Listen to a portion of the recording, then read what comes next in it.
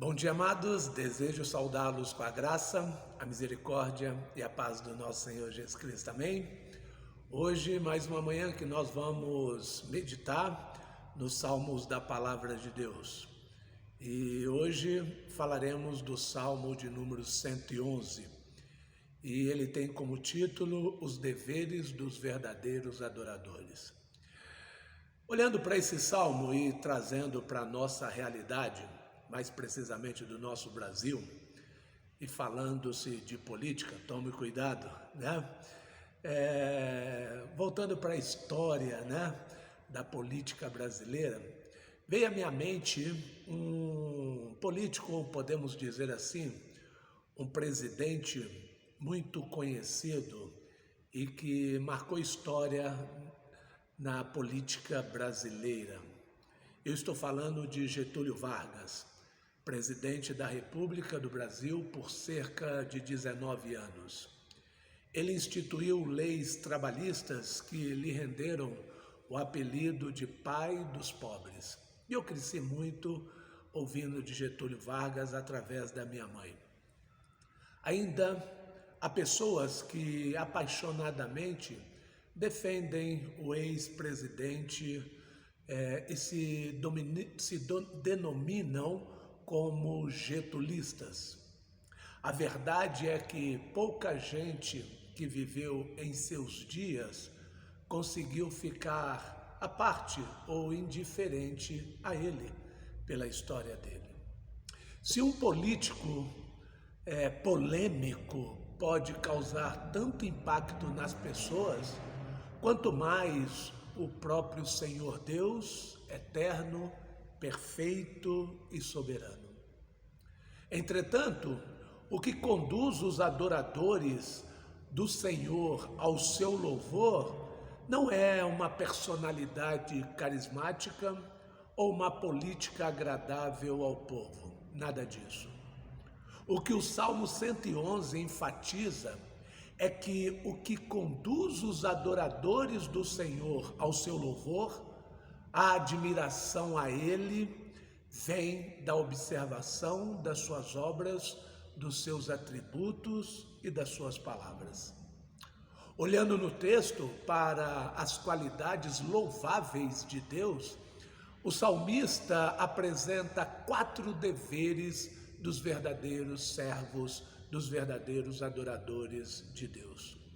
Em primeiro lugar, os servos de Deus devem adorá-lo publicamente. Verso 1. Esse é um salmo de louvor, assim como os próximos salmos 112 e 113. Seu início se dá com a declaração do objetivo central do escritor, como diz aí o início do verso 1, que o Senhor seja exaltado, ou que o Senhor seja louvado. E vem para essa expressão aí curta, aleluia. Porém, esse não é o único desejo do salmista, louvar o Senhor sozinho. Em lugar disso, há um grande desejo em seu coração por se realizar o louvor ao Senhor Deus diante de todos. E ele escreve um salmo para isso. E ele escreve um salmo para ser cantado publicamente. Esse é um dos recursos que o escritor utiliza para externar sua adoração. Mas não é só isso. Ele também se propõe a participar do louvor público junto com outros servos. É o que ele diz na sequência aí do versículo 1. De todo o coração darei graças ao Senhor quando me reunir com os justos. Por isso mesmo, ele não se isenta de elevar sua voz publicamente e proclamar no meio dos seus irmãos as glórias do Todo-Poderoso. Que maravilha! Isso faz a gente levar em alta consideração a nossa atitude como igreja, a nossa atitude como irmãos, quando nós nos reunimos como irmãos. A alegria de louvar o nosso grandioso Deus. Em segundo lugar, os servos de Deus devem prestar atenção para as suas qualidades, né, as qualidades de Deus. É o que diz o verso 2 a 6. E esse é um trecho em que há uma grande ênfase nos feitos do Senhor. Entretanto, esses feitos agem como agentes reveladores do caráter de Deus. Seguindo essa ideia, temos alguns atributos que nós vamos destacar aqui nesses versículos. E o primeiro atributo é a supremacia do Senhor, no verso 2. Como são grandiosas as obras do Senhor! Todos que têm prazer nele devem nelas meditar. Além de mostrar que as obras de Deus são incomparáveis, o salmista acrescenta aos feitos de Deus as qualidades.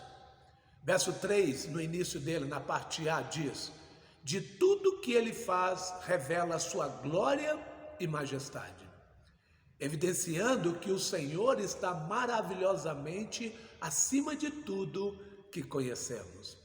Outro atributo divino é a justiça, na sequência aí da parte do versículo B, do versículo 3, a parte B. Sua justiça permanece para sempre. A afirmação sobre a perpetuidade do caráter justo de Deus, da eternidade do caráter justo de Deus, faz o conceito de justiça surgir em um modelo perfeito e pleno. Por outro lado, os atributos de Deus não lhe conferem apenas dureza contra o mal, mas um coração marcado por atributos como amor e misericórdia. Mostrando essa disposição,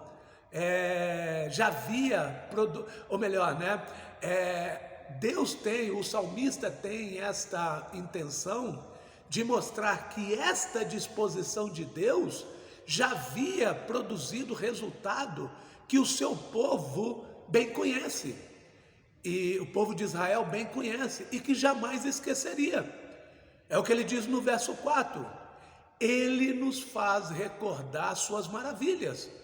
O Senhor é compassivo e misericordioso. A fidelidade divina também é um atributo a ser notado, né, e louvado aqui pelo salmista, né? De modo que o salmista evidencia essa fidelidade na provisão do Senhor. É o que diz no verso 5. Diante disso, dá alimento aos que o temem. O ato de prover as necessidades dos servos, além de mostrar naturalmente sua bondade, é associado à fidelidade no cumprimento daquilo que ele prometeu. Lembra-se sempre da sua aliança. Finalmente, a fidelidade de Deus nada seria caso um de seus atributos não fosse a poderosa soberania de Deus. Verso 6. Mostrou o seu poder ao seu povo ao lhe dar as terras de outras nações. A posse das nações é um dos pontos ligados às alianças que o Senhor fez com Israel. Lembra lá de Gênesis 12, né? Que a promessa feita à família que ele escolheu para abençoar todas as famílias da terra através de Abraão. Nesse caso, o texto mostra que não basta ter a disposição de cumprir o que foi prometido. É também preciso ter o poder de controlar e guiar soberanamente a história, a fim de cumprir o que foi dito. Isso é demais, né, irmãos? Além de cumprir, né, o que ele prometeu, é necessário ter o poder do controle da história, né? E controlar e direcionar a história soberanamente, a fim de que o que foi dito venha se cumprir. Esse é o nosso Deus, amados. Em terceiro lugar, os servos de Deus devem valorizar a palavra de Deus, valorizar a sua palavra. Versos 7 a 8.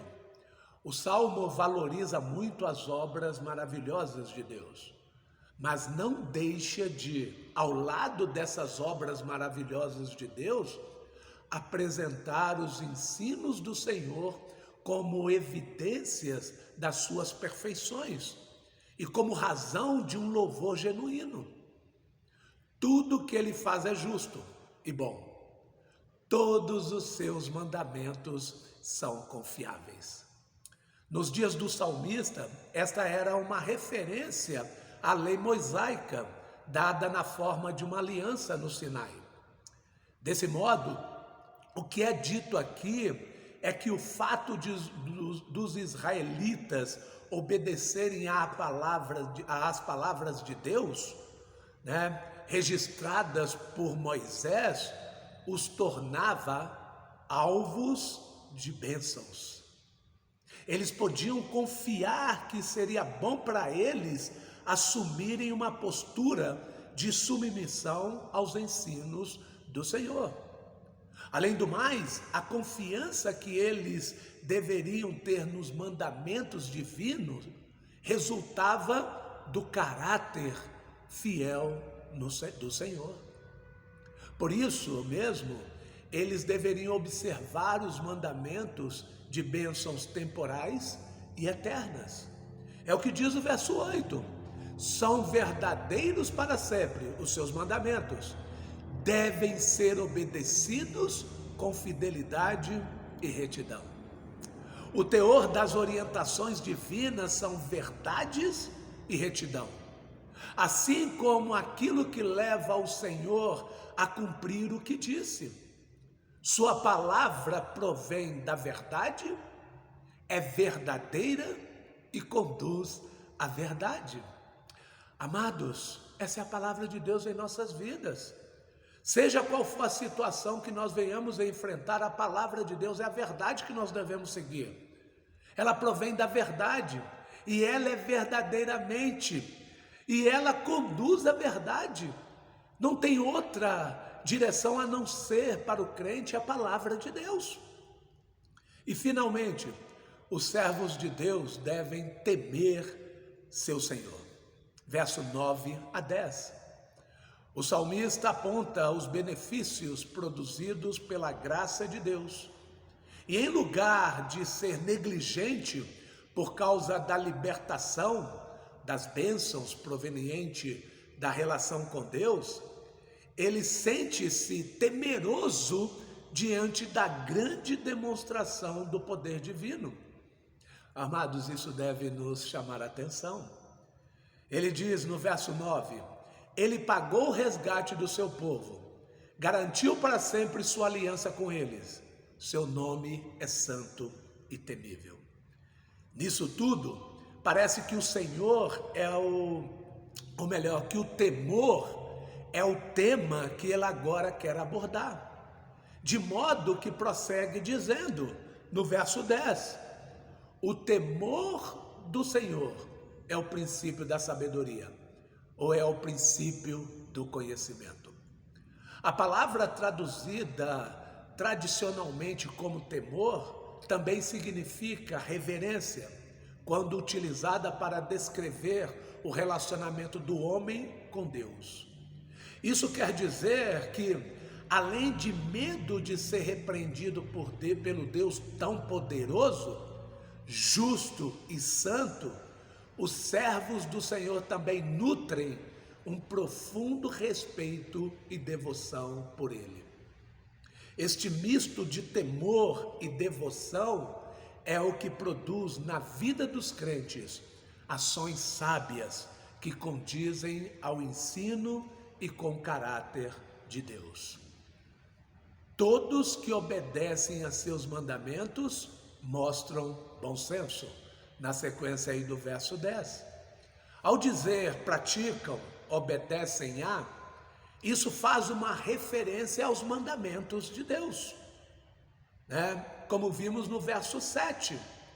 Assim, o que está ensinando, o que esse salmo está nos ensinando é que a sabedoria e o bom senso, como nós temos aprendido em 1 Coríntios, né? Semana passada, no capítulo 10, né? Bom senso é o discernimento que vem do Espírito, né? Se manifestam na obediência, ou esse bom senso se manifesta, né? Esse temor, esse bom senso, né? Essa sabedoria, esse conhecimento, esse bom senso se manifestam na obediência às orientações de Deus, que resulta em temor e reverência dos seus servos. Amados, é maravilhoso quando nós olhamos isso, né? Que a sabedoria e o bom senso resulta em temor e reverência a Deus. E como nós temos visto que tem faltado isso no povo de Deus, não é verdade? Nós, como adoradores do Senhor, temos os mesmos deveres do salmista. A dificuldade tem sido colocá-los em prática em tempos quando a igreja é desvalorizada, onde as pessoas têm frequentado como se fosse mera religiosidade vazia ou mera característica cultural. Em tempos em que não importam mais os atributos de Deus, mas os desejos dos homens. Em tempos em que as escrituras sofrem todo tipo de ataque, desde a negação da sua inerrância, por vir diretamente de Deus, até o seu uso ilegítimo por pessoas que deliberadamente as distorcem a fim de atingir seus objetivos pessoais. A Bíblia é inclusiva. E em tempos quando o temor e a devoção a Deus passaram a ser conceitos desconhecidos. É por isso que mais que nunca devemos nos voltar a Deus e à simplicidade do Evangelho. Necessitamos desenvolver as práticas da oração, da leitura da palavra, da memorização da palavra e da meditação na verdade. É isso que nós precisamos como povo e servos de Deus. Vamos orar? Maravilhoso Deus, obrigado por essas palavras tão preciosas, que o salmista nos apresenta aqui os deveres do servo, dos adoradores de Deus. A importância, a palavra, a importância das promessas do Senhor sendo desenvolvida em nossas mentes, e tudo isso resultando no temor do Senhor. Uma mistura de conhecimento de quem é Deus, o poder de Deus, a justiça e a santidade de Deus, e o respeito para esse Deus todo-poderoso, e que deve ser observado por nós com grande respeito e dedicação. Nos ajude como povo de Deus, como igreja, a desenvolver isso em nossos dias. É o que oramos em nome de Jesus. Amém.